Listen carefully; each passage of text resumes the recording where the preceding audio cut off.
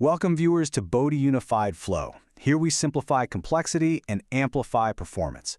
Today's explainer covers a really fascinating topic, the foundations of behavioral change, specifically looking at the neuroscience of goal setting. This is part 2, the prefrontal cortex versus the basal ganglia, conscious planning versus habit.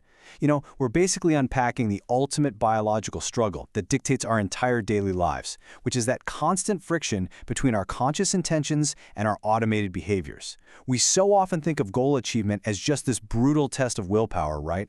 But the science actually tells a profoundly different story. It's more like an intricate dance, a structural tension between two completely distinct systems in your brain. On one side, you have the visionary planner, and on the other, the relentless engine of automation. So here is our cognitive roadmap for this session. Think of today's explainer as tracking a handoff in a biological relay race. We are going to quickly map out the prefrontal planner, dive deep into the basal ganglia engine, explore how exactly goals shift into habits, look at overriding the habitual controller, and finally, get into some real strategies for behavioral change. By the end of our time together today, you are going to clearly understand the structural tension between these two brain regions. You'll be able to identify the exact neurobiological shift that happens when a goal-directed action becomes a fully automated habit. And most importantly, you're going to leave here with highly actionable, scientifically backed strategies, things like task bracketing, implementation intentions, and environmental design, so you can directly hack your own neurobiology. Okay, let's dive into this. Section 1, the prefrontal executive planner. To really wrap our heads around behavioral change, we have to contrast our two main characters. First up is the prefrontal cortex, or the PFC. This is your high-fidelity simulator of the future. It is highly conscious, super flexible, but, and this is a big but, it is incredibly metabolically expensive. It's literally like running a heavy, high-graphics 3D video game on your phone's battery. It just drains your energy. Opposite to this, we have the basal ganglia. This system is completely unconscious, very rigid, and it absolutely craves repetition. Why? Well, because it acts as an evolutionary optimizer. It offloads all those massive cognitive costs of the PFC by turning your repeated actions into totally effortless routines. Now, the prefrontal cortex isn't just one single monolithic structure. It's actually more like a highly specialized team. For instance, the dorsolateral PFC, that acts as our mental sketchpad for logical, cold planning. But logic needs fuel, right? That is exactly where the ventromedial PFC comes in. It provides that hot, subjective, emotional drive. Add in the orbitofrontal cortex predicting outcomes, and the anterior cingulate detecting errors and conflicts, and together, this entire team synthesizes data to keep you locked on your goal. Moving down to Section 2, the basal ganglia engine. Let's travel deep beneath the outer cortex for this one. So, deep beneath the neocortex lies the basal ganglia. Think of this as your brain's subcortical engine. It basically serves as the ultimate bouncer or gatekeeper, constantly deciding which cognitive routines and motor programs are allowed to execute and which ones get shut down. When a behavior finally becomes a habit, this is the exact system that takes the wheel. It runs the entire show completely without your conscious thought. This is absolutely crucial to understand. Early on, learning is driven by what we call reward prediction error, or RPE. That's a dopamine hit that reinforces an action because the outcome was surprisingly good or valuable. But as you keep repeating an action, a shift happens in the brain. We move over to action prediction error, or APE. At this point, the basal ganglia reinforces the action simply because it's familiar, completely regardless of the actual reward. This explains so much, doesn't it? It's exactly why you might find yourself mindlessly doom-scrolling on your phone or eating a snack even when you aren't actually enjoying it anymore. Your brain is just blindly repeating what is stable. Section 3, shifting goals into habits. Let's see exactly how intense effort transforms into effortless execution. Let's just walk through the actual timeline of how a behavior gets automated. On day 1, you are relying heavily on your prefrontal cortex. You are actively, consciously monitoring every single step of a new behavior, which, as we know, is exhausting. By around day 21, we start to see crosstalk integration. Different networks in the brain actually begin aligning your motivational drive with your motor action. And finally, around an average of 66 days, we hit DLS circuit automation. The basal ganglia completely takes over, relying purely on simple stimulus-response associations. The behavior has been successfully handed off. Now, what's really interesting about this slide is the mechanism behind that handoff. It's called task bracketing. As a sequence becomes a habit, the neurons in the basal ganglia literally change how they fire. They spike heavily at the very beginning to initiate the routine, and then they spike again at the very end to evaluate the reward. But during all those intermediate steps in the middle, the neural activity actually drops way down. The brain essentially just ignores the middle steps to minimize cognitive load.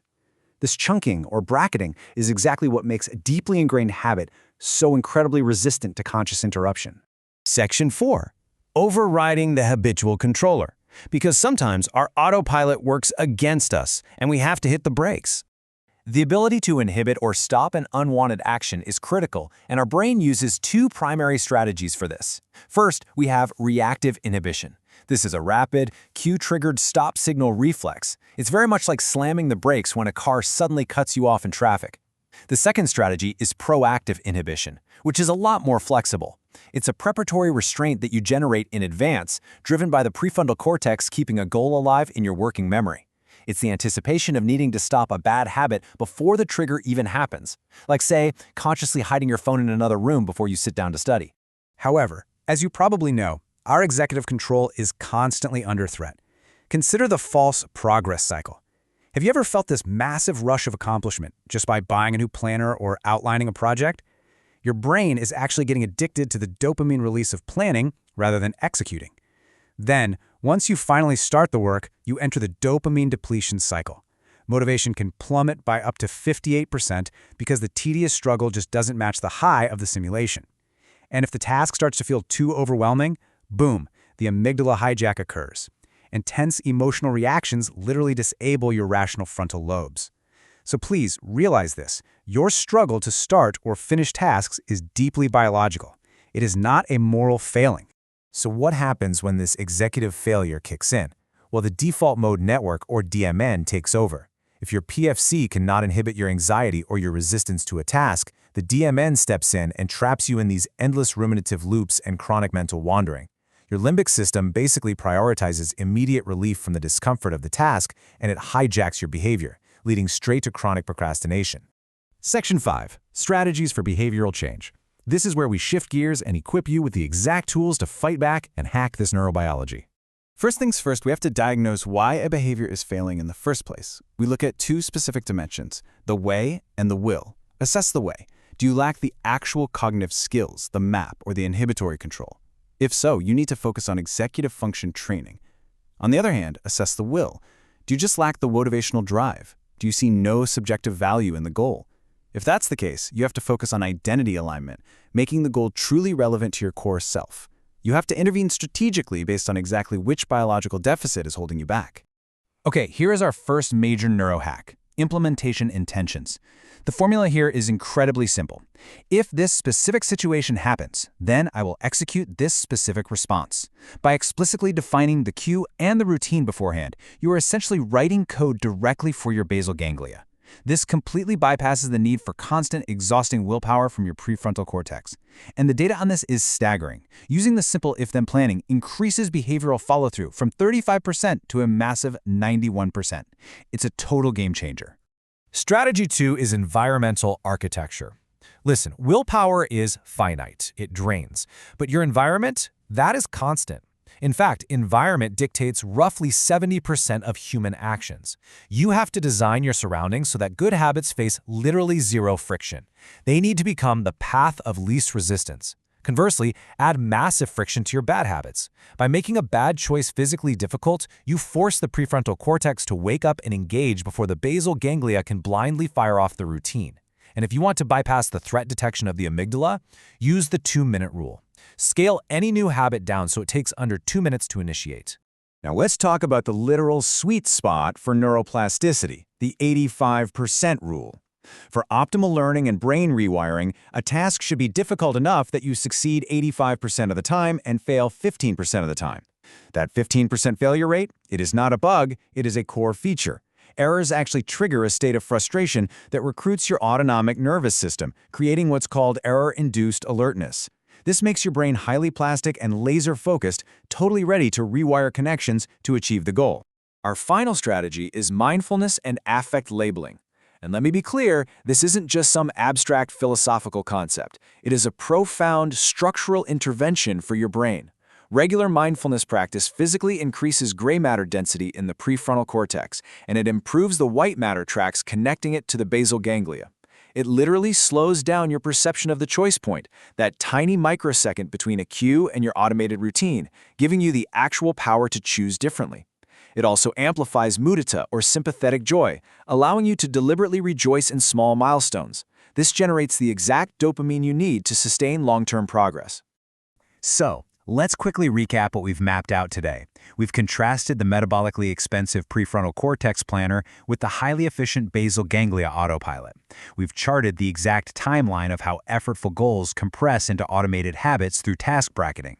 And we've armed you with highly actionable neurostrategies, implementation intentions, environmental design, and mindfulness. Proving once again that here at Bodhi Unified Flow, we deliver on our promise to simplify complexity and give you the real tools to amplify your performance. I want to leave you with this final provocative thought. Behavioral change is essentially the art of moving an intention from the conscious mind down into the unconscious machinery. When excellence is no longer just an act, but a hardwired habit, what complex, audacious goal will you choose to hand over to your automated subcortical engine today? The insights from today's explainer are deeply grounded in rigorous scientific research. You can find the specific peer-reviewed citations and literature that formed the entire foundation of our analysis listed right here on screen. Thank you so much for joining us, and keep flowing toward excellence.